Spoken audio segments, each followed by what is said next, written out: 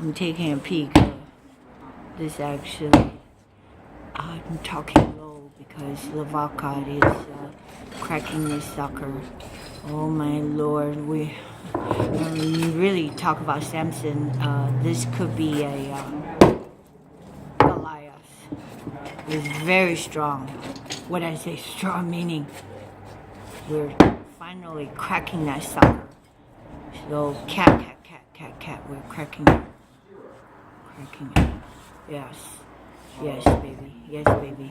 See, once we break it open, now we can see what's underneath it. Oh my god.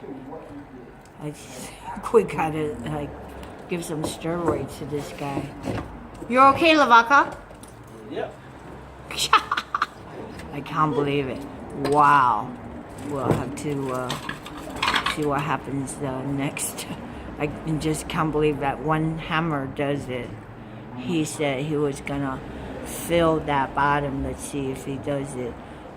With the see that sunken? When I say sunken, that's beautiful. I better move my baggie of good stuff. All right, stop here. Okay, resume. I just moved my bag and now we got the big crowbar. I feel like I'm doing a football game and analytic color analyst. Just see that thing pounding it.